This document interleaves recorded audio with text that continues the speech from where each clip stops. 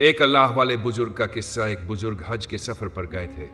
جب وہ ایک جگہ سے گزر رہے تھے، ان کے ہاتھ میں ایک تھیلا تھا جس میں کچھ پیسے تھے۔ اچانک ایک چور آیا اور وہ تھیلا ان کے ہاتھ سے چھین کر بھاگ گیا۔ جب چور کافی دور نکل گیا تو اچانک اس کی آنکھوں کی روشنی چلی گئی۔ آنکھوں کی روشنی جاتے ہی چور رونے لگا۔ لوگ اس کے پاس دوڑے اور پوچھا، کیا ہوا بھائی؟ وہ بولا، میں نے ایک آدمی کا تھیلا چھینا ہے۔ وہ کوئی اللہ کا بڑا قریبی بندہ لگتا ہے۔ میری آنکھوں کی روشنی چلی گئی ہے۔ خدا کے لیے مجھے اس کے پاس پہنچا دو تاکہ میں اس سے معافی مانگ سکوں۔ لوگوں نے پوچھا، یہ سب کہاں ہوا؟ وہ بولا، فلاں نائی کی دکان کے پاس۔ لوگ اسے وہاں لے گئے اور نائی سے پوچھا، کیا اس طرح کا کوئی بزرگ یہاں سے گزرا ہے؟ نائی نے کہا، ہاں میں انہیں جانتا ہوں، پر ان کا گھر نہیں جانتا۔ وہ نماز کے وقت مسجد جاتے ہیں، اگلی نماز میں ضرور آئیں گے۔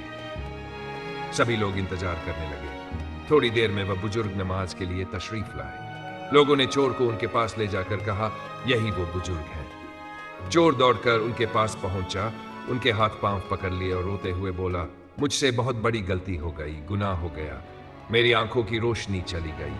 آپ اپنے پیسے واپس لے لیجئے اور مجھے معاف کر دیجئے تاکہ اللہ میری آنکھیں واپس لوٹا دے۔ وہ بزرگ مسکرائے اور بولے، میں نے تو تجھے پہلے ہی معاف کر دیا تھا۔ یہ سن کر چور حیران رہ گیا۔ اس نے کہا، حضرت میں نے تو آپ کا تھیلا چھینا تھا اور آپ کہتے ہیں کہ معافی مانگنے سے پہلے ہی معاف کر دیا؟ بزرگ نے فرمایا، ہاں میرے دل میں ایک بات آ گئی تھی۔ انہوں نے کہا، میں نے ایک حدیث پڑھی ہے جس میں نبی اکرم صلی اللہ علیہ وسلم نے فرمایا ہے، قیامت کے دن جب میری امت کا حساب پیش ہوگا، میں تب تک میزان کے پاس رہوں گا جب تک میرے آخری امتی کا فیصلہ نہیں ہو جاتا۔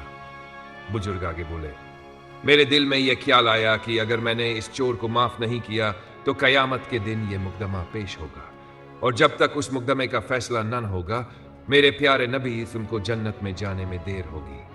اس لیے میں نے تجھے اسی وقت معاف کر دیا تاکہ نہ مقدمہ ہو نہ دیر لگے، اور میرے محبوب اسلام جلد جنت میں تشریف لے جائے۔